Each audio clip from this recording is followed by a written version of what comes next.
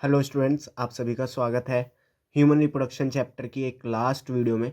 आज की इस लास्ट वीडियो में हम एम्ब्रियोनिक डेवलपमेंट के बारे में पढ़ेंगे कि एम्ब्रियोनिक डेवलपमेंट कैसे होती है, गेस्टेशन पीरियड क्या होता है, एंड उसके बाद हम पार्चुरेशन एंड लैक्टेशन जो कि छोटे छोटे टॉपिक्स हैं उनको देखेंगे। तो बिना टाइम वेस्ट करे चलिए आज की वीडियो को स्टार्ट करते हैं। तो हमने प्रीवियस क्लास में फर्टिलाइजेशन एंड इम्प्लांटेशन डिस्कस कर लिया था। हमने बात करी थी कि फर्टिलाइजेशन से मोरूला एंड ब्लास्टोसिस्ट जैसे स्ट्रक्चर बनती है, एंड जो ब्लास्टोसिस्ट होती है वो एंडोमेट्रियम के अंदर जाके इम्प्लांट हो जाती है। और हमने बात करी थी कि ब्लास्टोसिस्ट के अंदर जो ब्लास्टोमेयर्स होती हैं वो trophoblast and inner cell mass में अरेंज हो जाती हैं। ठीक है, अब देखिए होता क्या है। एम्ब्रियोनिक डेवलपमेंट के दौरान ये जो ट्रोपोब्लास्ट होती है ये फर्दर दो डिफरेंट लेयर बनाती है। एक होती है साइटोट्रोपोब्लास्ट, एक होती है सिनसीटोट्रोपोब्लास्ट। सिनसीटोट्रोपोब्लास्ट क्या करती है? सिनसीटोट्रोपोब्लास्ट कोरियोनिक विलाय का फॉर्मेशन करती है। किसका फॉर्मेशन करती है? कोरियोनिक विलाय का फॉर्मेशन करती है, जो कि प्लेसेंटा के लिए एक इम्पॉर्टेंट स्ट्रक्चर है ताकि एब्जॉर्प्शन को बढ़ाया जा सके। ठीक है, वहीं अगर हम बात करें जो इनर सेल मास थी वो डिवाइड हो जाती हैं दो तरीके की सेल्स में। एक होती है हाइपोब्लास्ट सेल्स, एक होती है एपीब्लास्ट सेल्स। यहाँ पे एपीब्लास्ट सेल्स काफ़ी ज़्यादा इंपॉर्टेंट होती हैं क्योंकि इनसे आगे चल के प्रेगनेंसी के 15 डेज बाद, बेसिकली फर्टिलाइजेशन के 15 दिन बाद जो एपीब्लास्ट होता है वो 3 जर्म लेयर्स बनाता है, जिसमें हम एक्टोडम, मीजोडम एंड एंडोडम पढ़ते हैं। और इन्हीं तीन लेयर से कह सकते हो बाकी जो ह्यूमन बॉडी के जितने भी ऑर्गन हैं वो सब बनते हैं। जैसे कि हमने अभी टेस्टिस पढ़ी, इसी चैप्टर में हमने टेस्टिस का जब ओरिजिन देखा था तो हमने बात करी थी कि वो मीजोडर्मल ओरिजिन की होती है। इसका मतलब क्या है? इसका मतलब ये है कि जो मीजोडर्म लेयर है ये आगे चल के जब फीटस डेवलप हो रहा होगा तो अगर वो मेल होगा तो उसमें टेस्टिस का फॉर्मेशन करेगी। ठीक है, तो ये क्या होती है? ये अरेंजमेंट होती है कुछ ट्रोपोब्लास्ट सेल की एंड इनर मास सेल्स की एम्ब्रियोनिक डेवलपमेंट के दौरान। अब यहाँ पे कुछ टर्म्स आपको पता होनी चाहिए। अगर हम बात करें जर्म डिस्क की, जर्म डिस्क हम किसको बोलते हैं?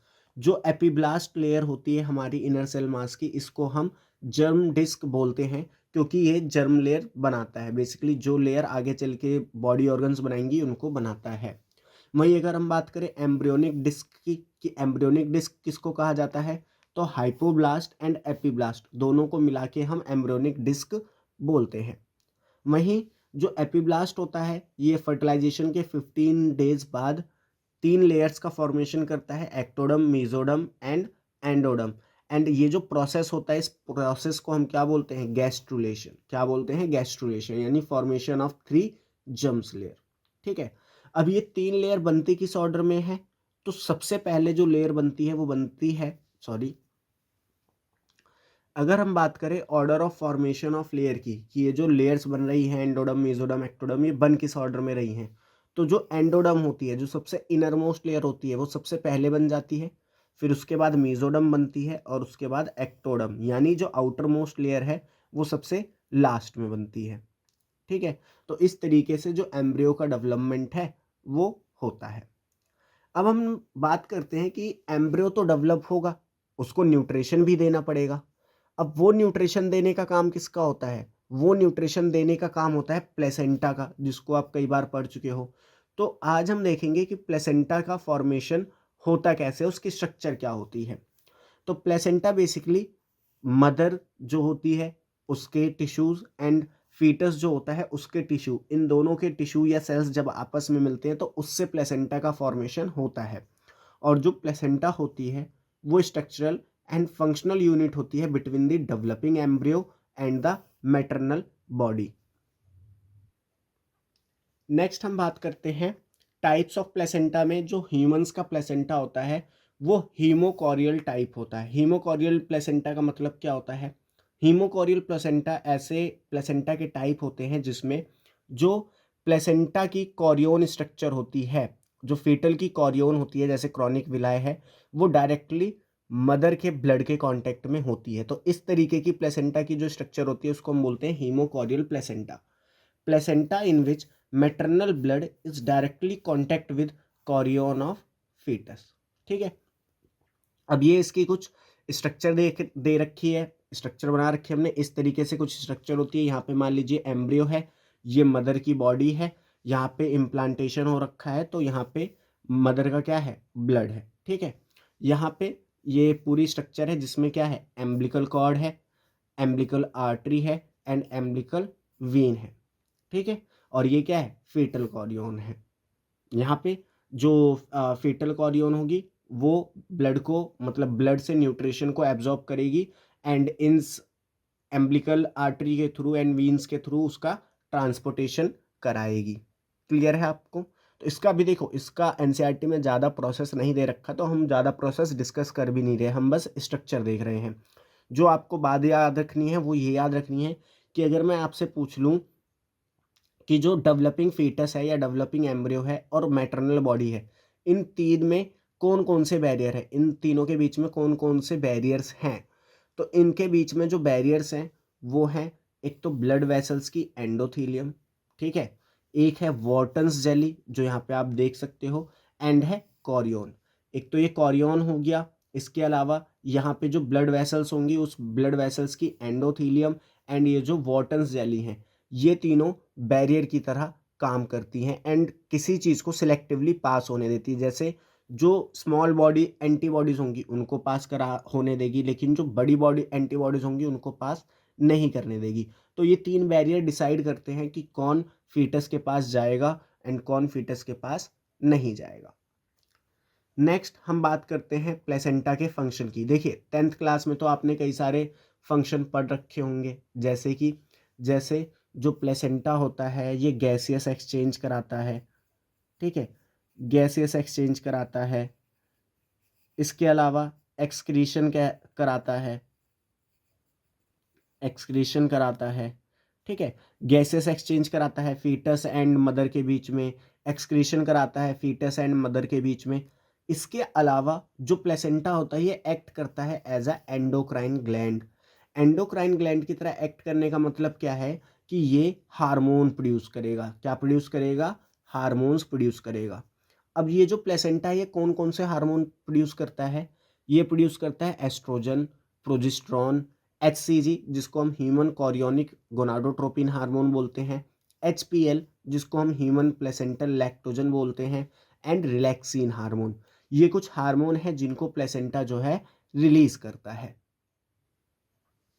यहाँ पे अगर हम बात करें प्रेगनेंसी हार्मोन की, मतलब फीमेल बॉडी में ऐसे कौन से हार्मोन हैं जो सिर्फ प्रेगनेंसी के टाइम पे ही देखे जाते हैं, वो होते हैं HCG जिसको हम ह्यूमन कॉरियोनिक गोनाडोट्रोपिन बोलते हैं, HPL जो कि ह्यूमन प्लेसेंटल लैक्टोजन होता है, एंड रिलैक्सिन। ये ऐसे हार्मोन हैं जो सिर्फ प्रेगनेंसी के टाइम पे ही रिलीज होते हैं, इसीलिए इनको प्रेगनेंसी हार्मोन भी कहा जाता है। और आप जो किट्स देखते हो, जो किट आती हैं बेसिकली जिसमें प्रेगनेंसी टेस्ट करा जाता है, ठीक है, जैसे प्रेगा न्यूज़ प्रेगनेंसी किट, उसमें ये HCG एंड HPL हार्मोन के बेसिस पे ही बताया जाता है कि कोई फीमेल प्रेग्नेंट है या नहीं है। जब इन हार्मोन्स के लिए टेस्ट पॉजिटिव आता है मतलब फीमेल क्या है, प्रेग्नेंट है, क्योंकि ये हार्मोन सिर्फ और सिर्फ प्रेगनेंसी में ही रिलीज होगा।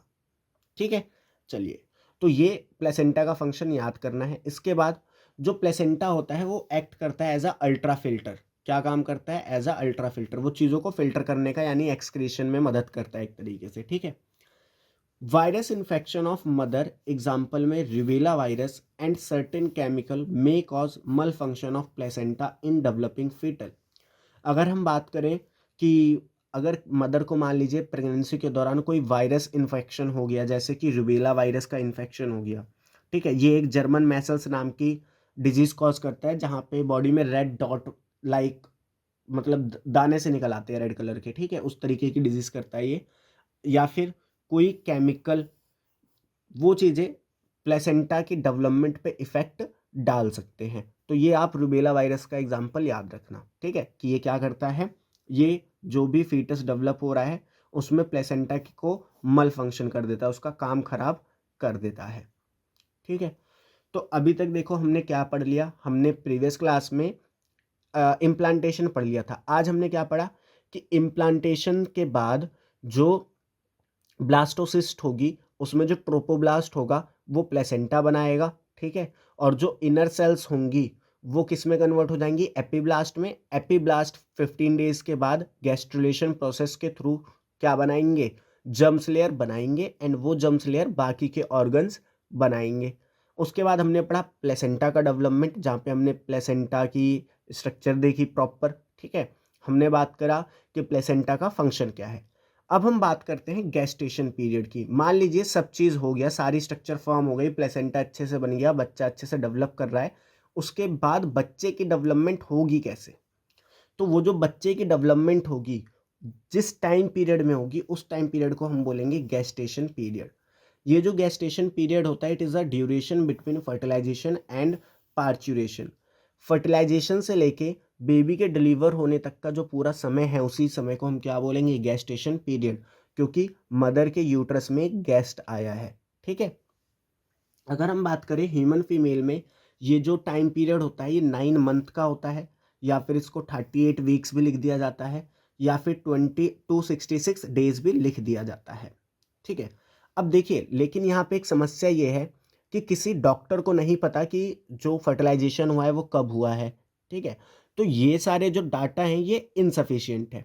जो एक्चुअल डाटा है वो है 280 days from last menstrual cycle. जब जो भी लास्ट मेंस्ट्रुअल साइकिल आई थी उससे 280 डेज बाद जो गेस्टेशन का पीरियड है वो होता है, ठीक है। तो इसीलिए आपने देखा होगा कई बार जब कोई फीमेल प्रेग्नेंट होती है और वो डॉक्टर के पास जाती है ट्रीटमेंट करवाने, तो डॉक्टर उनको एक डेट देते हैं। क्या देते हैं, डेट देते हैं जिस टाइम पे जो गेस्टेशन जो पार्चुरेशन बेसिकली जो बेबी के डिलीवरी के चांसेस है वो ज़्यादा हैं। क्यों, क्योंकि उस टाइम पे वो बेबी कंप्लीटली डेवलप हो चुका होगा। और ये वो पता कैसे करते हैं, वो पता करते हैं फीमेल से पूछ के। जो भी फीमेल मदर है जो प्रेग्नेंट हो चुकी है उससे पूछा जाता है कि आपको लास्ट जो मेंस्ट्रुअल साइकिल था वो कब आया था। उसमें फिर हम 266 डेज जोड़ते हैं, ठीक है, या टोटल 280 डेज काउंट करते हैं, और फिर हम बता देते हैं, मतलब डॉक्टर्स बता देते हैं कि इस टाइम पे जो पार्चुरेशन का प्रोबेबिलिटी है वो सबसे ज़्यादा है, ठीक है। तो आई होप ये आपको समझ में आया होगा।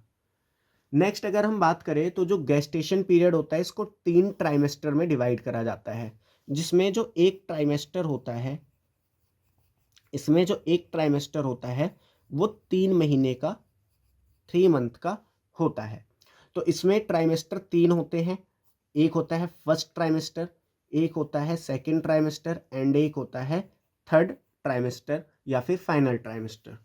तो अगर हम बात करें फर्स्ट ट्राइमेस्टर की, कि फर्स्ट ट्राइमेस्टर में जो डेवलपिंग फीटस है उसमें क्या क्या चेंजेस आते हैं, तो फर्स्ट मंथ में ही जो फीटस के ग्रोइंग साइन है, जैसे कि उसके हार्ट की फॉर्मेशन हो जाएगी, ठीक है। और हार्ट की फॉर्मेशन हो जाएगी तो हमें हार्ट का साउंड सुनने को मिलेगा with the help of stethoscope, ठीक है। तो इससे हम बता सकते हैं कि फीटस जो है वो डेवलप हो रहा है, उसका हार्ट बन चुका है। सेकेंड मंथ में फीटस के जो लिम्स एंड डिजिट्स हैं, जो उसके हाथ पांव हैं, जो उसकी उंगलियां हैं, वो बनना स्टार्ट कर जाएंगी। एंड थर्ड मंथ तक, यानी कि 12 वीक होने तक, जब फर्स्ट ट्राइमेस्टर एंड हो रहा है तब तक जो मेजर ऑर्गन है किडनी वगैरह वो सब अच्छे से बन जाते हैं, ठीक है, टेस्टिस वगैरह भी बन जाती हैं। इसके बाद आता है सेकंड ट्राइमेस्टर। सेकंड ट्राइमेस्टर में हम क्या देखते हैं, हम फीटस की पहली बार मूवमेंट देखते हैं सेकंड ट्राइमेस्टर में। आपने देखा होगा कई मूवीज़ वगैरह में कि मदर बोलती है कि बेबी जो है लात मार रहा है, ठीक है। तो वो सेकंड ट्राइमेस्टर की प्रॉपर्टी होती है कि सेकंड ट्राइमेस्टर में वो चीज़ देखी जा सकती है। इसके अलावा जो हेड होता है उस पे हेयर आने लग जाते हैं, तो ये 5th मंथ के आसपास होता है। By the end of 24 weeks, यानी कि जब सेकंड ट्राइमेस्टर ख़त्म हो रहा होता है तब तक जो बॉडी है उस पे फाइन हेयर्स आ जाते हैं, आईलिड सेपरेट हो जाती हैं, एंड आईलैशेस फॉर्म हो जाते हैं। तो ये सारी देखिए बातें हैं, ये आपको याद रखनी पड़ेंगी, इसमें कुछ समझाने वाली चीज़ नहीं है। इसके बाद आता है थर्ड ट्राइमेस्टर। थर्ड ट्राइमेस्टर के एंड तक जो बेबी है वो फुल्ली तरीके से डेवलप हो जाता है एंड रेडी हो जाता है डिलीवरी के लिए, ठीक है। तो यहाँ पे जो थर्ड ट्राइमेस्टर है वो ख़त्म होता है। अब बेबी डिलीवरी के लिए तैयार है, तो नेक्स्ट प्रोसेस क्या होगा, डिलीवरी का। तो अब हम मूव करते हैं पार्चुरेशन पे। सो आइए अब हम बात करते हैं पार्चुरेशन की, कि पार्चुरेशन होता क्या है। इट इज़ अ प्रोसेस, आप हेडिंग लिख दीजिए, it is a process, it is a process of delivery of baby. ठीक है, या आप फुल्ली मैच्योर्ड फीटस भी लिख सकते हैं। ड्यूरिंग प्रेगनेंसी क्या होता है, ड्यूरिंग प्रेगनेंसी जो प्रोजेस्टेरोन का लेवल है वो काफ़ी ज़्यादा हाई होता है। क्यों? क्योंकि जो सॉरी, क्योंकि जो मेंटेनेंस होती है प्रेगनेंसी की, वो पूरी मेंटेनेंस का जो हिसाब किताब है, जो तैयारी है, वो सब करता है प्रोजेस्टेरोन। इसीलिए प्रोजेस्टेरोन जो है प्रेगनेंसी के टाइम पे हाई होता है। जब प्रोजेस्टेरोन हाई होता है तो वो गोनाडोट्रोपिन हार्मोन की सिंथेसिस को रोक देता है, जिसकी वजह से एलएच एंड एफएसएच की जो सिंथेसिस है वो रुक जाती है। इसके साथ साथ वो जो यूट्रस में कॉन्ट्रैक्शन होती है उसको भी रोक के रखता है। But at the end of gestation period level of progesterone decrease. जब गैस्टेशन पीरियड खत्म होता है तो जो प्रोजेस्टेरोन का लेवल है वो डिक्रीज कर जाता है। अच्छा, अब हमें पता कैसे चलता है कि ये गैस्टेशन पीरियड खत्म होने वाला है? इसके लिए फीटस रिस्पॉन्सिबल होता है। फीटस एंड प्लेसेंटा ये दोनों आपस में मिलकर सिग्नल जनरेट करते हैं एंड उस सिग्नल से हमें पता चलता है कि गैस्टेशन पीरियड खत्म होने वाला है। एंड उस प्रोसेस को हम बोलते हैं फीटल इजेक्शन रिफ्लेक्स। ठीक है, अभी हम आगे भी देखेंगे उसको। तो प्रोजेस्टेरोन का लेवल डिक्रीज कर जाता है। जब प्रोजेस्टेरोन का लेवल डिक्रीज करता है तो प्लेसेंटा जो है वो रिलीज करता है कॉर्टिकोट्रोपिक रिलीजिंग हार्मोन। कौन सा हार्मोन रिलीज करता है? कॉर्टिकोट्रोपिक रिलीजिंग हार्मोन। ये कॉर्टिकोट्रोपिक रिलीजिंग हार्मोन जो है, जो फीटस डेवलप हो चुका था पूर्ण रूप से, उसके पिट्यूटरी ग्लैंड पे जाता है एंड वहां पे एक्ट करता है। किसके पिट्यूटरी ग्लैंड पे एक्ट करता है? फीटस के। अब इससे होता क्या है? इससे होता यह है कि जो फीटस की पिट्यूटरी होती है वो रिलीज करती है एडिनोकॉर्टिकोट्रोपिक हार्मोन। कौन सा हार्मोन? एडिनोकॉर्टिकोट्रोपिक हार्मोन। एडिनोकॉर्टिकोट्रोपिक हार्मोन। ये हार्मोन क्या करता है? ये हार्मोन एड्रिनल कॉर्टेक्स जो कि फीटस का होता है उस पे जाता है एंड वहां से एक हार्मोन रिलीज कराता है DHEA। क्या, कौन सा हार्मोन रिलीज कराता है? DHEA। एंड एक हार्मोन रिलीज कराता है कॉर्टिसोल। जो कॉर्टिसोल होता है ये फीटस के लंग्स को प्रिपेयर करता है कि भाई अब आप बाहर जाने वाले हो, अब आपको खुद सांस लेनी पड़ेगी, तो अपने लंग्स को प्रिपेयर कर लो। उनको प्रिपेयर करने का काम कौन करता है? कॉर्टिसोल। वहीं अगर हम बात करें DHA का क्या काम होता है, इसका इंपॉर्टेंट काम होता है क्या, कि ये जो DHA होता है ये बेसिकली क्या है? ये एक स्पेशल हार्मोन होता है। ये ऐसे समझ लो हार्मोन होता है जो एंड्रोजन की सिंथेसिस कराता है, जो एंड्रोजन की सिंथेसिस कराता है। ठीक है, इसका वैसे जो नाम होता है वो डिहाइड्रोक्सी एपी एल्डिस्ट्रॉन होता है। ठीक है, तो ये क्या कराता है? ये एंड्रोजन की सिंथेसिस कराता है। अब जब ये फीटस इसकी सिंथेसिस करता है तो DHEA जो होता है वो प्लेसेंटा के थ्रू डिफ्यूज हो जाता है और मदर की ब्लड में चला जाता है एंड वहाँ पे जाके जो एस्ट्रोजन का लेवल है उसको बढ़वाता है।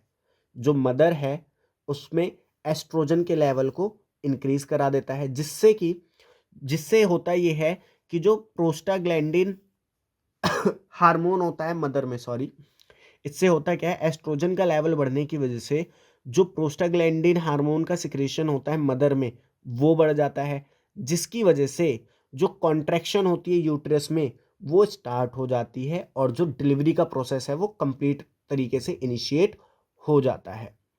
Secretion of prostaglandin hormone in mother, इससे क्या होता है? माइल्ड कॉन्ट्रैक्शन, सॉरी यहाँ पे आपको अब दिखेगा। इससे होता क्या है? Mild contraction in uterine muscle known as foetal ejection reflex. Foetus का जो हेड होगा उसको सर्विक्स की तरफ मोड़ दिया जाएगा एंड सर्विक्स का डायलेशन होगा, यानी सर्विक्स को ब्रॉड करा जाएगा ताकि डिलीवरी हो सके। Stretch receptor of service stimulate hypothalamus. अब देखिए जो सर्विक्स होगी इस पे रिसेप्टर्स लगे होंगे, ये हाइपोथैलेमस के पास सिग्नल भेजेंगे कि भाई अब हम फैल रहे हैं, बच्चे को निकलने के लिए जगह चाहिए तो हार्मोन रिलीज करो। तो वहाँ से ऑक्सीटोसिन नाम का हार्मोन रिलीज होता है, वहाँ से ऑक्सीटोसिन नाम का हार्मोन रिलीज होता है। ये ऑक्सीटोसिन हार्मोन क्या कराता है, और ज़्यादा कॉन्ट्रैक्शन कराता है, जिसकी वजह से जो बेबी की डिलीवरी है वो हो सके। सो यहाँ पे देखिए जो हाइपोथैलेमस है वो रिलीज करेगा, जो हाइपोथैलेमस है वो पोस्टीरियर पिट्यूटरी के थ्रू रिलीज कराएगा ऑक्सीटोसिन हार्मोन। ये ऑक्सीटोसिन हार्मोन क्या करेगा, ये ऑक्सीटोसिन हार्मोन दो काम करेगा, एक तो प्रोस्टाग्लैंडिन हार्मोन का सिक्रेशन बढ़ाएगा जिसकी वजह से कॉन्ट्रैक्शन और ज़्यादा होगी, साथ ही साथ मसल्स में जो यूट्रस मसल है उसमें कैल्शियम आयन की कंसंट्रेशन को भी बढ़ाएगा, जिसकी वजह से यूट्रस की वॉल में कॉन्ट्रैक्शन होना स्टार्ट करेगी और जो सर्विक्स है उसमें डायलेशन यानी कि उसमें फैलाव आएगा, जिसकी वजह से जो बर्थ है बेबी का वो होगा। ठीक है। Vigorous contraction of uterus at the end of pregnancy cause expulsion and delivery of fetus. This process of delivery of fetus is called parturition. Parturition induced by neuroendocrine mechanism. जो parturition होता है उसमें neuro endocrine mechanism होता है, यानी कि nervous system भी important role play करता है एंड जो हमारा हार्मोनल सिस्टम है वो भी इंपॉर्टेंट रोल प्ले करता है। Signal for parturition originate from the fully developed foetus and placenta. ठीक है, एंड इस चीज को हम क्या बोलते हैं, फीटस इजेक्शन रिफ्लेक्स। ठीक है, तो आज की वीडियो में इतना ही बस। तो ये जो चैप्टर है ये खत्म होता है। नेक्स्ट क्लास में मैं आपको पोल दे दूंगा, आप पोल के थ्रू जो भी चैप्टर बताओगे उस चैप्टर को हम कंटिन्यू करेंगे। तो मिलते हैं नेक्स्ट चैप्टर के साथ।